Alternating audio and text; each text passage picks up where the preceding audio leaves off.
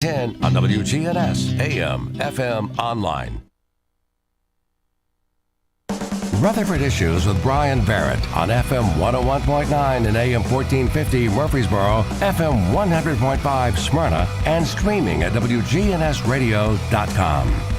Rutherford Issues powered by Middle Tennessee Electric. MTE Sharing Change has donated more than $11 million to local nonprofits assisting worthy causes in our community. MTE, serving to make life better since 1936. It's time to talk with our friends from the Child Advocacy Center, and Katie Enzer is here as always. Good morning. Good morning, Brian. How are you today? I'm well, enjoying the sunshine. It is beautiful out there. Yeah, spring breaks here, and I know that we've got Hometown Heroes coming up pretty quick after that, because it means Hometown Heroes, spring, they kind of go together. They certainly do. Oh, we are just praying that this is the weather that we'll receive on April the 28th. That's a Friday. It's the last Friday of April, and we will be celebrating Child Abuse Prevention Month throughout the entire month. And so this is just a way that we can have host a fundraiser outside at the Civic Plaza on the 28th. It is kind of a month-long focus on child abuse prevention, and you get so much great community support. I mean, I know Sheriff's Office, all the agencies, have a news release about that, and you really spend the entire month just pushing out lots of good info. We do. And we come on WGNS, thankfully, once a month, and we get to visit with your listeners, as well as have so much support within the community during not only April, but through the entire year. But we like to highlight April because of all the prevention that we do throughout the year. So it's a wonderful way for us all to get together. It's a free event for any individuals or businesses that would like to come and walk. But of course, we do have sponsorships that are still available. We also are selling blue t-shirts. And the national symbol for child abuse prevention is a pinwheel. And so we'll have a couple of those, I'm sure, spread across the way. And but it's just a great way, too, that we can have the opportunity to spend time with those that serve this community each and every day. So the Department of Children's Services will be there. We will have some of our detectives from the Special Victims Unit. A lot of law enforcement come out and support each other. Of course, our staff, sponsors, and just a lot of fun. It's going to be happening on that day.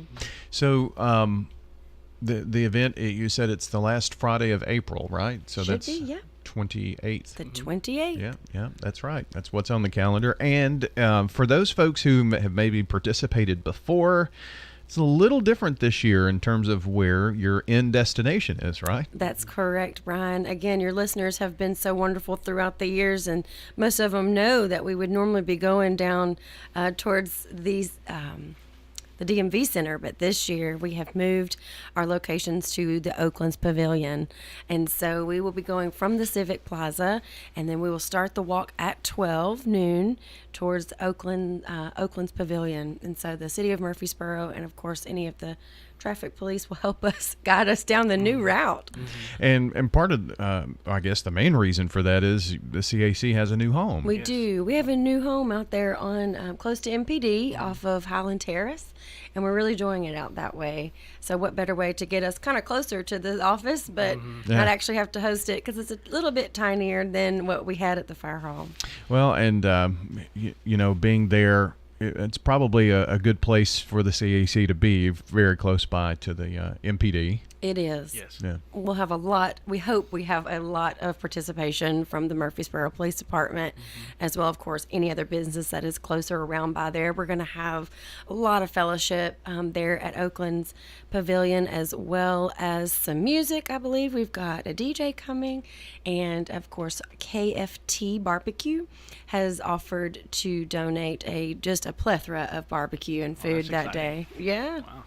And is the DJ going to be playing Katie's Mix or Katie's mixtape, probably from the 90s, yeah, or Kids Bop? We always end up somewhere between. Yeah, Kids Bop, boy, that brings back memories with my youngins. But anyway, that's going to be fun. I'm sure we'll continue to tell folks about the event as well. And if anybody wants to participate, cacrutherford.org. I guess you get information there. Yes, sir, we do. Under the events tab, you'll see a beautiful logo with all of our little runners. The Hometown Heroes Walk for Children is located there. You can register for free right there. You can also on our Facebook page is CAC Rutherford is our handle.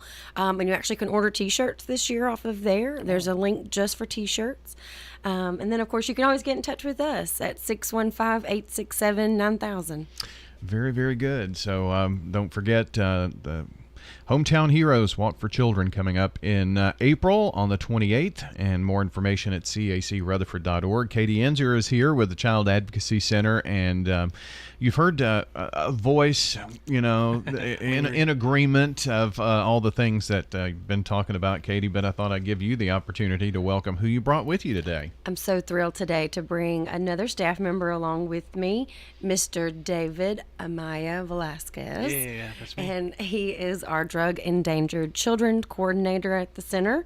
David's been with us now for about a year and a half, and I'm so appreciative of him coming on today and kind of sharing what it is that he does. Yeah, it's always exciting to give out information like that, and what better time than in April? I mean, we're crazy that we're almost a quarter into the new year. Yeah. And I think child abuse is always something that's near and dear to our center. Of course, it's our main spiel. But part of my job really is just going into the homes. I offer in-home services.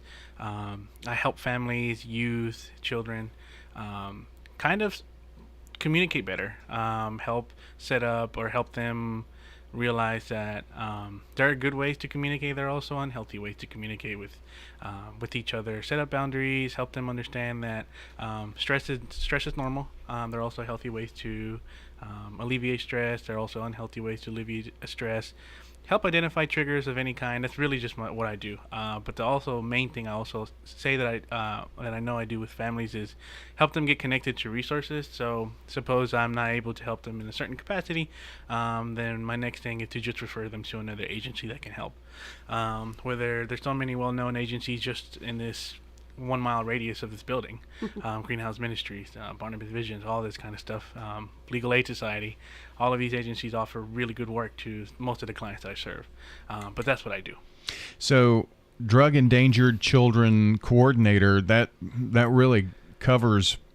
I mean, you would think that it would be, much more specific to that, but it's just really anything. It sounds like it's a spectrum. I would say it's a spectrum. It's a large scope, and I guess I can talk a little bit more about kind of the process of how it ends up, how I end up working with families. So we work with the Department of Children's Services. And while we are not DCS, we do work with them, so we are part. We do work alongside them in helping families find a good middle ground in where they want to go. So for a lot of reasons, families can have a case open on them or have a case investigated for alleged child abuse. Now, alleged is, I would say, the main word there. It doesn't mean that it happened, but point is that if it did, it's better to investigate than not. So once DCS receives a referral or a report, an investigator is then assigned, and then they do their work. Eventually, that's when they step into our facility and they set up a forensic interview. Eventually, once the forensic interview is conducted, the child can disclose any kinds of abuse, physical, sexual, drug substance exposure, and that's when I come in. Once DCS may close their case, I may be reached out to, and they say, hey, I think this family could really use some of your services. At which point I then communicate with them and I say, I'm here to support you in whichever way that you need. Most families are kind of unaware that this is, some families I would say are unaware of what exactly I do, because it is a big scope. Sure.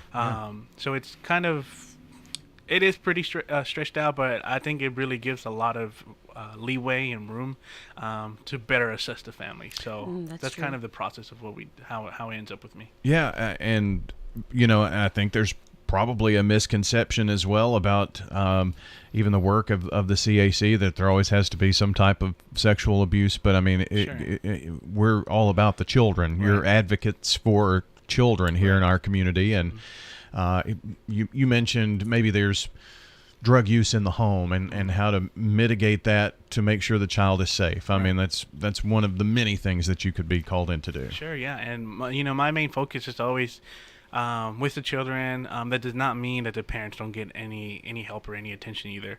All the families that I work with are in some kind of active recovery, so they are willingly and they're voluntarily able to say that I want you to come into my home and help us out with whatever it is we have going on. And it can be something as simple as, like I mentioned before, setting up healthy boundaries, how to communicate better, less on the anger, more on the less keeping it in, more letting it out. And that can look a lot of different ways. So parents are also focused too. Some families have little to need. Some of them just need better resources to get some food. Some families need some type of assistance for getting their bill paid, electricity, all that kind of stuff. So I'm tasked with helping them cross that bridge. Yeah, and with the economy the way it is, I mean, let's say tire situation and you have to spend an extra $200 on a tire, and then you're behind, and then that can cause stress within the family, and then that can be a small thing. Absolutely. But it can snowball too, Yes. and just where to get that help. Right. That's a great depiction, Brian, of kind of how things, we can all feel what that felt like, Yeah. right? We all know that that's, very, very stressful. And you can also understand too that in certain situations, you're not only dealing with that stress that we all just felt with that example, but also the stress of sometimes it is a little bit deeper than that. Some of the children, it is child sexual abuse, or it is someone that, that's hurting your child or is exposing your child to things. Right. And so having David in there to make sure that, everybody's kind of on the same page. It's just another wonderful part of what it is that the center offers. Yes. For free to all of our children and families that we serve. Because again, I'm so blessed to be able to go out into the community and host these fundraising events. Just so again, the center can offer these wonderful programs to our community. Right. With us today from the CAC, Katie Enzer and David Amaya Velasquez, the Drug Endangered Children's Coordinator. It is. But I was, as Katie was speaking, I was just thinking about too. We have we live in kind of a melting pot here in Rutherford County, and the vast number of people. And sometimes I would think, and maybe more times than not, there's a language barrier that keeps people from getting the help that they need. Yes. But there's a way to get through that too with the CAC. Absolutely. For example, I'm bilingual. We have another staff member who is also bilingual. And there are two other staff members that are bilingual. So that alone already mitigates some of the language barriers that some Spanish-speaking families may have. But Spanish we all know Spanish isn't the only language in Rutherford County. Right. But DCS has a wonderful resource, the language line, in case they ever need it. They do have people that speak many different languages just on standby, ready to interpret whenever they need, say, a dialect, an Asian dialect that's probably rather unknown in Spanish. I won't get into the huge dialect of how many Spanish dialects there are. My family's from El Salvador, and even from El Salvador, you can go over the ridge of a mountain and they would speak I would say a rather distinct dialect that I wouldn't be able to understand. Wow. And I consider myself rather fluid myself. Right. So needless to say, in Rutherford County, yes, I agree, it's a melting pot, and there are several ways that can kind of bridge the gap with that. If you need someone, or if you know of anyone that needs some Spanish interpretation, feel free to call us. I certainly don't mind helping and pointing in the right direction, even if it's just something as little as getting a document interpreted. Because I know for the families that I serve who only speak Spanish, some of them get a little put off or a little intimidated and aren't sure about what a paper that could possibly say. They don't know whether they're in trouble. Some of them are undocumented. You just never know. Yeah. So there's several resources out there, and just give us a call if you guys ever need anything like that. I remember talking to someone in administration at Smyrna, and they were telling me that there are like 150 different nationalities in that high school alone here in the county. I mean, so that kind of gives you the scope of what you mean by dialect, and it's not like if you come from the South, you speak different than maybe someone in the Midwest. I mean, you can at least understand that language. What you're saying is it's almost like a completely different language in its own. Yeah.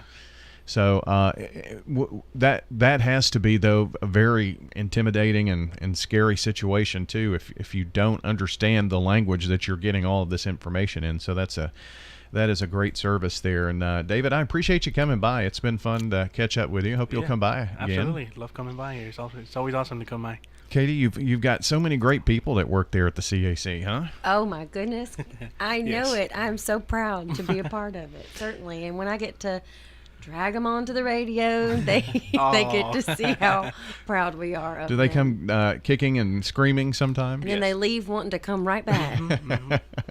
Well, I do appreciate you both being here. Again, find out more about the Child Advocacy Center at cacrutherford.org. And don't forget the Hometown Heroes Walk for Children, which is coming up at the end of April, the 28th of April. And we'll spend some time talking about that next time we see you, Katie. That's right, Brian. Thanks again for having us. Absolutely, Thank you David. again. Good to see you. Likewise. Take care. Katie Enzer and David Amaya Velasquez joining us from the Child Advocacy Center. Don't forget, if you missed part of our program, you can check the podcast at WGNSradio.com or wherever you listen to audio, whether it's iHeart, Amazon, Facebook, podcast.